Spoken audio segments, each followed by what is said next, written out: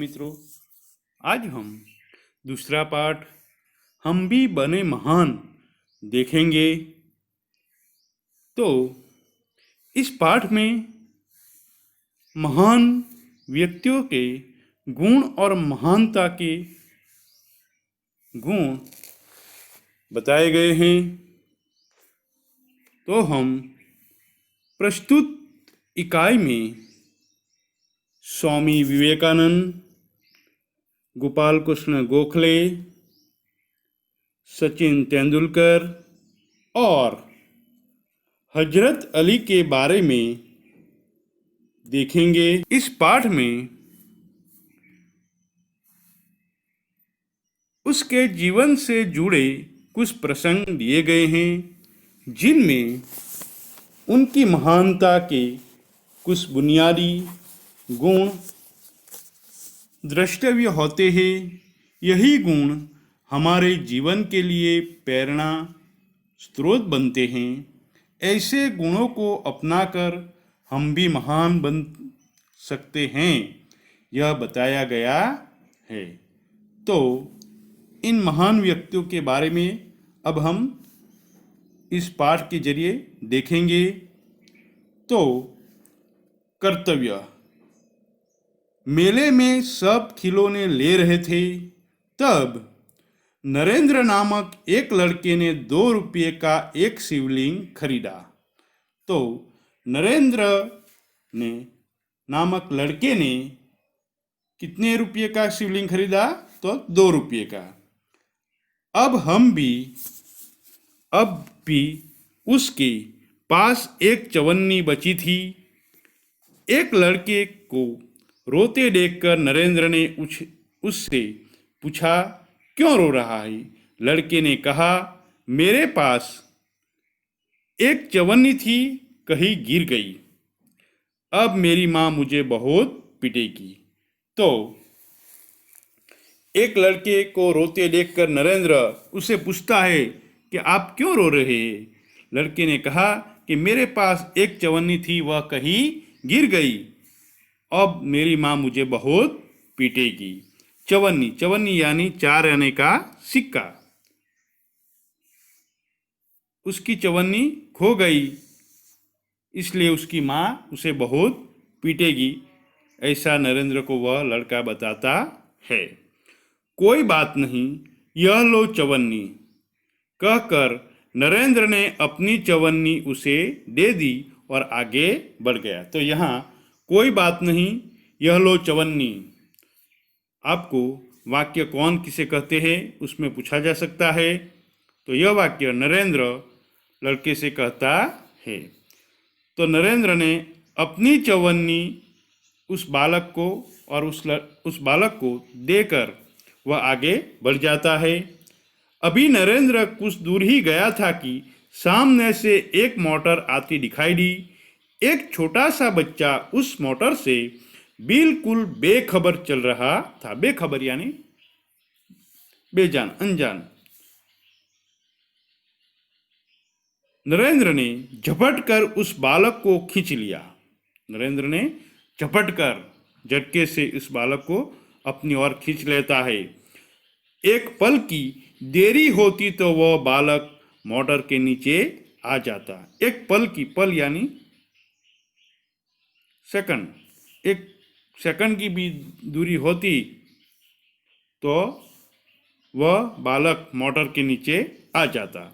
इस झपटने की क्रिया में नरेंद्र के हाथ से शिवलिंग छूटकर गिर गया और टूट गया। इस दौरान इकट्ठे हुए लोगों में से किसी ने कहा, बेचारे का नुकसान हो गया। कितने चाव से खरीदा था शिवलिंग। चाव यानी प्रबल इच्छा।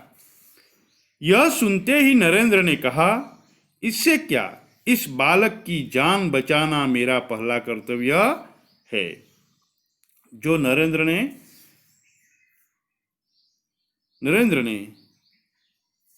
कहा कि इस बालक की जान बचाना मेरा पहला कर्तव्य। कर्तव्य यानी फर्ज।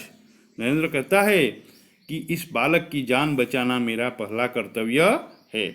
वस्तु से भी, अंडरलाइन कीजिए, वस्तु से भी व्यक्ति का जीवन ज़्यादा महत्वपूर्ण है। किसी भी वस्तु हो, उससे अपना जो जीवन है वह महत्वपूर्ण है। मानवता सबसे ऊपर है। मानवता यानी इंसानियत। बचपन से ही ऐसे ख्यालात यानी विचार रखने वाला नरेंद्र आगे चलकर स्वामी विवेकानंद के नाम से प्रसिद्ध हुआ। तो आपको प्रश्न पूछा जा सकता है कि आगे चलकर नरेंद्र किस नाम से प्रसिद्ध हुआ? तो स्वामी विवेकानंद के नाम से प्रसिद्ध हुआ। तो यह पहला हुआ कर्तव्य। पहले जो प्रसंग है वह कर्तव्य, स्वामी विवेकानंद के जो प्रेरक प्रसंग है वह है। अब नियम सबके लिए है। नियम जो है वह सबके लिए है। नियम सबके लिए है। बात सन 1885 की है, 85 की है। पूना के न्यू इंग्लिश हाई स्कूल में समारोह हो रहा था। आपको प्रश्न पूछा जा सकता है कि समारोह कहाँ हो रहा था? तो समारोह पूना के न्यू इंग्लिश हाई स्कूल में हो रहा था। प्रमुख द्वार पर एक स्वयंसेवक नियुक्त था। प्रमुख द्वार पर कौन नियुक्त था? स्वयंसेवक। स्वयंसेवक यानी अपने आप सेवा करने वाला। शब्द समूह के लिए एक शब्द में आपको पूछा जा सकता है कि अपने आप सेवा करने वाला, तो स्वयंसेवक। जो प्रमुख द्वार, मुख्य द्वार था, उस पर स्वयंसेवक नियुक्त था, जिसे यह कर्तव्य भार दिया गया था। कर्तव्य भार यानी उचित काम की जिम्मेदारी। शब्द समूह आपको पूछा जा सकता है। उचित काम की जिम्मेदारी यानी कर्तव्य भार था कि आने वाले अतिथि यानी मेहमान को निमंत्रण पत्र देकर, आने वाले अतिथियों के निमंत्रण पत्र देखकर उन्हें सभा स्थल पर यथास्थान बिठा दे। जो मेहमान आने वाले हैं उसके निमंत्रण पत्र देखकर उसके यथास्थान, उसकी जो जगह है वहाँ बिठा दे। यह काम किसका था? स्वयंसेवक का था। उस समारोह के मुख्य अतिथि थे मुख्य न्यायाधीश महादेव गोविंद रानड़े। तो आपको प्रश्न पूछा जा सकता है कि समारोह के मुख्य अतिथि कौन थे? तो समारोह के मुख्य अतिथि थे महादेव गोविंद रानड़े, न्यायाधीश महादेव गोविंद रानड़े। जैसे ही वह विद्यालय के द्वार पर पहुंचे, वैसे ही स्वयंसेवक ने उन्हें अंदर जाने से शालीनतापूर्वक रोक दिया। शालीनता यानी शिष्टतापूर्वक रोक दिया। किसे रोक दिया? तो महादेव गोविंद रानड़े को। किसने रोक दिया? तो स्वयं सेवक ने रोक दिया और निमंत्रण पत्र की मांग की। किस लिए रोक दिया था? निमंत्रण पत्र के लिए उसके रोक दिया था। बेटा, मेरे पास तो निमंत्रण पत्र नहीं है, रानड़े ने कहा। अंडरलाइन कीजिए, बेटा मेरे पास तो निमंत्रण पत्र नहीं है। यह वाक्य कौन किसे कहता है में पूछा जा सकता है। तो यह वाक्य रानड़े ने स्वयंसेवक से कहा। क्षमा करें, तब आप अंदर प्रवेश न कर सकेंगे। स्वयंसेवक का नम्रतापूर्वक उत्तर था। क्षमा करें, तो माफ कीजिए, तब आप अंदर प्रवेश नहीं कर सकेंगे। यह स्वयंसेवक महादेव गोविंद रानड़े से कहता है। द्वार पर रानड़े को देखकर स्वागत समिति के कई सदस्य आ गए और उन्हें मंच की ओर ले जाने का प्रयास करने लगे। तो स्वागत समिति के कई सदस्य थे। सदस्य यानी सभासद, सभ्य। वह रानड़े को मंच की ओर, मंच यानी स्टेज की ओर उन्हें ले जाने का प्रयास करने लगे, पर स्वयंसेवक ने आगे बढ़कर कहा, श्रीमान, मेरे कार्य में यदि स्वागत समिति के सदस्य ही रोड़ा अटकाएंगे तो फिर मैं अपना कर्तव्य कैसे निभा सकूंगा। वह स्वागत समिति के सदस्य से कहते हैं कि आप मेरे कार्य में रोड़ा अटकाएंगे। रोड़ा अटकाएंगे यानी मुहावरा है, बाधा डालना, रुकावट डालना, यह मुहावरे का अर्थ है। बाधा डालेंगे तो मैं अपना कर्तव्य कैसे निभा सकूंगा। यह स्वयंसेवक इस तरह कहता है स्वागत समिति के सदस्य से। कोई भी अतिथि हो, कोई भी मेहमान हो, अतिथि यानी मेहमान, उसके पास निमंत्रण पत्र होना जरूरी है। उसके पास क्या होना जरूरी है? निमंत्रण पत्र।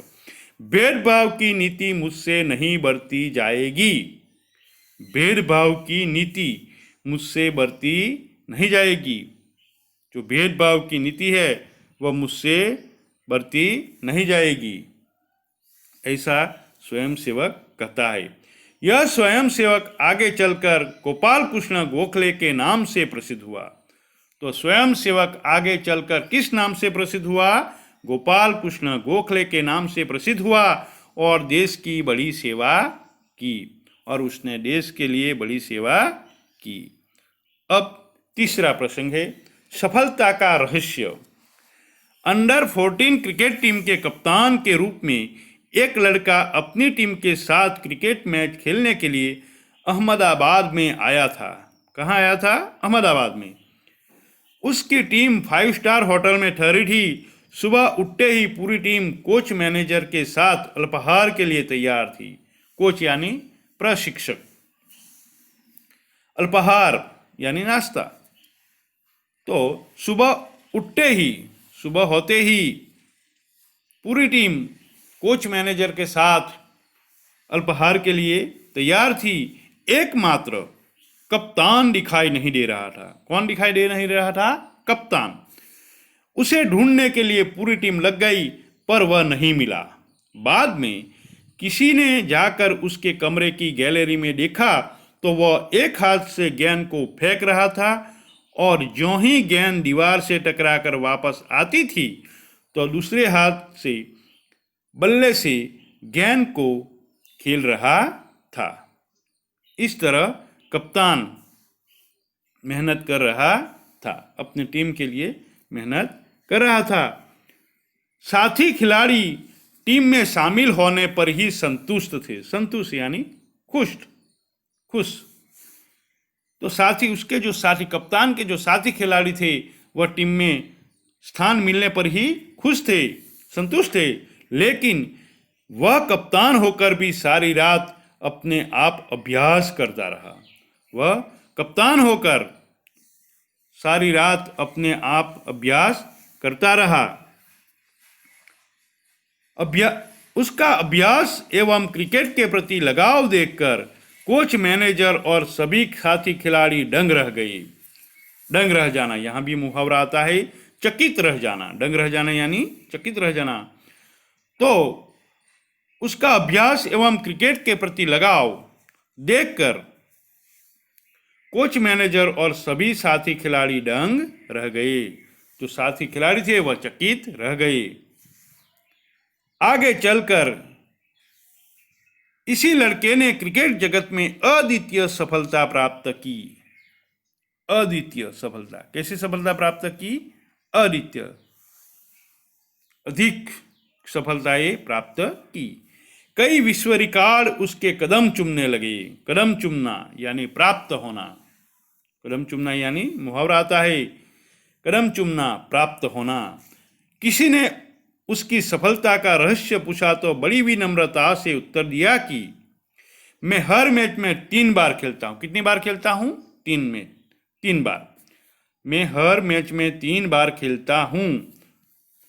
पहले अभ्यास के रूप में, दूसरी बार सचमुच मैदान में, तथापि मैच के बाद मूल्यांकन व सुधार आवश्यकता के रूप में। तो वह पहली बार अभ्यास के रूप में खेलता है, दूसरी बार सचमुच मैदान में, जब मैच मैदान में खेला जा रहा हो तब। मैच के बाद मूल्यांकन व सुधार आवश्यकता के रूप में मूल्यांकन करता है, और उसमें जो भी सुधार करना हो वह आवश्यकता के अनुसार, जरूरियात के अनुसार वह सुधार करता है। यह लड़का कोई और नहीं, क्रिकेट की दुनिया में सफलता पाने के लिए नित्य नए कीर्तिमान स्थापित करने वाला हमारा सचिन रमेश तेंदुलकर है। तो यह लड़का कौन है? हमारा सचिन रमेश तेंदुलकर। वह दुनिया में, विश्व में सफलता, क्रिकेट की दुनिया में सफलता पाने वाला, नित्य नए, हमेशा, सदा के लिए कीर्तिमान स्थापित करने वाला जो ऐसा लड़का है वह कौन है? सचिन रमेश तेंदुलकर। सचिन रमेश तेंदुलकर। सचमुच एकाग्रता, अविरत अभ्यास, कठोर परिश्रम एवं लगन ही सफलता के आधार है। तो सफलता के आधार क्या क्या है? सचमुच एकाग्रता, जो हमें सफलता पानी हो तो एकाग्र होना चाहिए। अविरत अभ्यास, विराम लिए बिना अभ्यास करना चाहिए। कठोर परिश्रम, कठिन से कठिन मेहनत एवं लगन, जो भी हम कार्य करते हैं उसके प्रति हमें लगन होनी चाहिए, लगनी होनी चाहिए, तभी हम सफलता पा सकते हैं। अब हम देखते हैं प्रामाणिकता। चौथा प्रश्न जो है वह प्रामाणिकता। एक दिन हजरत अली राज के खजाने की जांच करने गए। काम करते करते अंधेरा हो गया। मोमबत्ती जलाई गई। थोड़ी देर बाद दो सरदार अपने निजी काम के लिए उनके पास आए। तो हजरत अली राज के खजाने की जांच कर रहा था। जांच यानी परीक्षण, जांच करना यानी परीक्षण करना। तब काम करते करते अंधेरा हो जाता है और वह मोमबत्ती जलाता है। मोमबत्ती यानी गुजराती में केवू हो तो मीणबत्ती। थोड़ी देर बाद दो सरदार अपने निजी काम के लिए उनके पास आए। कौन आए उनके पास निजी काम के लिए? निजी એટલે निजी यानी अपना काम। हजरत अली ने उन्हें बैठने के लिए कहा। हिसाब की जांच पड़ताल पूरी हुई। जब हिसाब की जांच पड़ताल पूरी हुई, हजरत ने मोमबत्ती बुझा दी और मेज के खाने में दूसरी मोमबत्ती निकालकर जला ली। मेज के खाने से दूसरी मोमबत्ती निकालकर उसे जला दी। सरदारों को यह देखकर बड़ा आश्चर्य हुआ। किसको बड़ा आश्चर्य हुआ? सरदारों को। जब हजरत अली ने खाने, मेज के, टेबल के खाने में से, जो मेज है, मेज यानी टेबल के खाने में से दूसरी मोमबत्ती निकालकर जला ली, यह देखकर सरदारों को बड़ा आश्चर्य हुआ। हजरत अली ने एक मोमबत्ती बुझाकर दूसरी क्यों जलाई, यह सरदार न समझ सके। एक सरदार ने बड़ी नम्रता से हजरत अली से पूछा।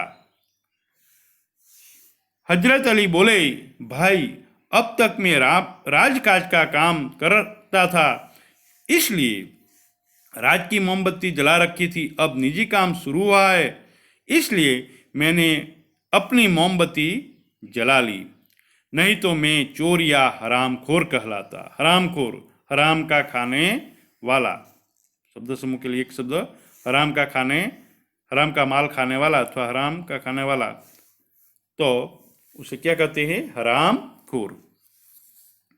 तो हजरत अली कहते हैं कि अब तक मैं राजकाज का काम कर रहा था, जब राजकाज का काम पूरा हुआ, अब मेरा निजी काम, अपना काम शुरू हुआ है, तो मैं अपनी मोमबत्ती जलाई, नहीं तो मैं चोर या हरामखोर कहलाता। हर एक आदमी को चोरी और हरामखोरी से बचकर चलना चाहिए।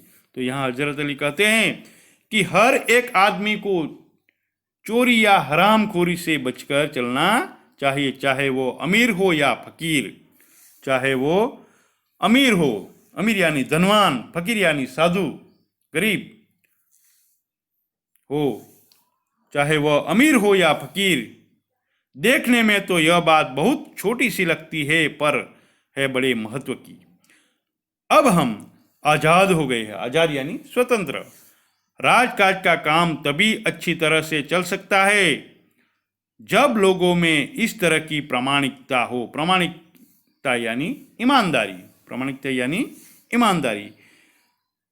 हमारे पूर्वजों ने कहा है, पूर्वजों यानी पुरखों, हमारे पुरखों ने कहा है, पुरखों यानी पूर्वज, माँ गृदः कश्य विशद धनम, किसी के धन माल की लालसा मत करो, यह मनुष्य के लिए सबसे बड़ी सीख है।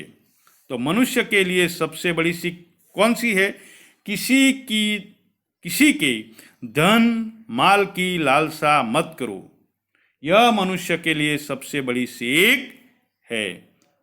अब हम शब्दार्थ देखेंगे। नुकसान यानी हानि, ख्याल, विचार, स्वयंसेवक अपने आप सेवा करने वाला, नियुक्त काम पर लगाया हुआ, कर्तव्यभार उचित काम की जिम्मेदारी, प्रयास प्रयत्न, सदस्य सभासद, भेदभाव व्यवहार में अंतर, प्रसिद्ध विख्यात, अल्पाहार नाश्ता, रहस्य गुप्त भेद, खजाना धन भंडार, जांच परीक्षण, हरामखोर हराम का माल खाने वाला, अमीर धनवान और पुरखा यानी पूर्वज। तो इतने शब्दार्थ है। उसमें से आपको शब्द समूह के लिए एक शब्द के लिए नोटबुक में जो लिखने हैं वह है स्वयंसेवक, नियुक्त, कर्तव्यभार, हरामखोर आदि शब्दों को शब्दकोश के आदि शब्द को शब्द समूह के रूप में लिखना है। जो बाकी शब्द बचते हैं वह शब्दार्थ के रूप में आपको लिखना है। अब अभ्यास के प्रश्न लिखेंगे। तो पहला जो प्रश्न है, निम्नलिखित प्रश्नों के उत्तर लिखिए। तो पहला प्रश्न है, बच्चे को बचाने में देरी होती तो क्या होता? बच्चे को बचाने में देरी होती तो क्या होता? तो उसका उत्तर है, बच्चे को बचाने में देरी होती तो वह सामने से आ रही मोटर के नीचे आ जाता। दूसरा सवाल, दूसरों की जान बचाना हमारा कर्तव्य है, आप और किन बातों को अपना कर्तव्य समझते हैं? तो उत्तर है, मैं निम्नलिखित बातों को अपना कर्तव्य समझता हूँ। किसी को दुख न पहुँचाना, बड़ों का सम्मान करना, अन्याय को सहन न करना, कभी किसी को धोखा न देना, देश की सेवा करना, अनुशासन का पालन करना, इन सभी बातों को अपना कर्तव्य समझते हैं। तीसरा सवाल, मुख्य अतिथि को द्वार पर ही रोक देना सही था, क्यों? तो उत्तर है, समारोह में प्रवेश उन्हीं को दिया जाता था जिसके पास निमंत्रण पत्र हो। मुख्य अतिथि भले ही सम्मानीय व्यक्ति थे, परंतु उनके पास निमंत्रण पत्र नहीं था। इसलिए नियम के अनुसार उन्हें द्वार पर ही रोक देना सही था। चौथा सवाल, आपको कहाँ कहाँ पर भेदभाव की नीतियाँ दिखाई देती है? हमारे समाज में भेदभाव की नीति से अब भी मुक्त नहीं हो पाया है। परिवारों में बेटा बेटी का, समाज में गरीब अमीर, ऊंच नीच, जाति पाति का भेदभाव दिखा जाता है। सरकारी और निजी कार्यालयों में वरिष्ठ और कनिष्ठ के बीच भेदभाव की नीतियां दिखाई देती है। तीसरा सवाल है, सफल होने के लिए हमें क्या करना चाहिए? सफल होने के लिए हमें लक्ष्य के प्रति जरा भी लापरवाह नहीं होना चाहिए। लक्ष्य को पाने के लिए लगातार अभ्यास करना चाहिए। अभ्यास के समय दिखाई देने वाली अपनी त्रुटियों को दूर करना चाहिए। त्रुटियां यानी खामियों को दूर करना चाहिए। अब छठा सवाल, आप किसी को प्रामाणिक इंसान कहते हैं? आप किसको प्रामाणिक इंसान कहते हैं? जो व्यक्ति अपनी मेहनत की कमाई के सिवाय और किसी धन का उपयोग नहीं करता, उसे मैं प्रामाणिक इंसान कहता हूँ। प्रामाणिक दुकानदार वस्तु का सही दाम लेता है। प्रामाणिक अधिकारी कभी किसी से रिश्वत नहीं लेता। प्रामाणिक टैक्सी वाला मीटर में दिखाई दाम से अधिक किराया नहीं लेता। ऐसे लोगों को मैं प्रामाणिक इंसान कहता हूँ। अब आपको प्रश्न नंबर 2 और प्रश्न नंबर 3 नहीं लिखने हैं। प्रश्न नंबर 4 जो है निम्नलिखित परिच्छेद को, जो प्रश्न नंबर 4 है, निम्नलिखित परिच्छेद को पढ़िए और लिखिए। तो आपको उसका सिर्फ अनुवाद करना है। इस परिच्छेद का अनुवाद करके लिखना है, नोटबुक में लिखना है। प्रश्न नंबर 5, निम्नलिखित परिच्छेदों में से उचित विराम चिन्ह लगाकर लिखिए। तो यहाँ 2 परिच्छेद दिए गए हैं, उसमें विराम चिन्ह आपको लगाने हैं। अब स्वाध्याय देखेंगे। जो स्वाध्याय के प्रश्न हैं, पहला, दूसरा, तीसरा, चौथा, पांचवा, छठा, सातवां और 8वां 8 सवाल यहाँ दिए गए हैं। तो ये सभी आपको नोटबुक में लिखने हैं। प्रश्न नंबर 2, निम्नलिखित प्रश्नों के उत्तर लिखिए। उनमें 4 प्रश्न दिए गए हैं, वह भी आपको नोटबुक में लिखने हैं। और जो प्रश्न नंबर 3, उचित विकल्प के सामने गोल कीजिए। उसमें पहला, नरेंद्र ने लड़के को क्या दिया? तो चवन्नी। दूसरा, समारोह के मुख्य अतिथि कौन थे? महादेव गोविंद रानडे। तीसरा, स्वयंसेवक क्या देखकर लोगों को यथास्थान ले जा रहा था? तो निमंत्रण पत्र। क्या देखकर? निमंत्रण पत्र। 4, स्वागत समिति के सदस्य रानडे को किस ओर ले जाने का प्रयास कर रहे थे? मंच। 5वां, किसे ढूंढने के लिए पूरी टीम लग गई?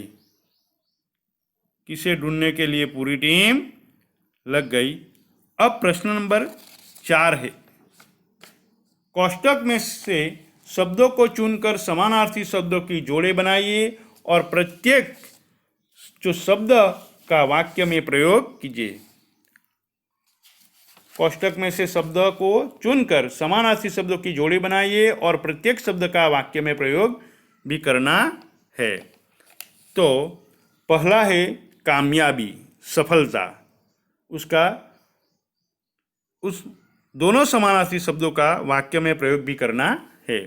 दूसरा है ख्याल यानी विचार, नुकसान, हानि, प्रसिद्ध, विख्यात, जांच, परीक्षण, अमीर, धनवान। इतने शब्द दिए गए हैं, उसका वाक्य में प्रयोग करना है। जय हिंद, जय भारत।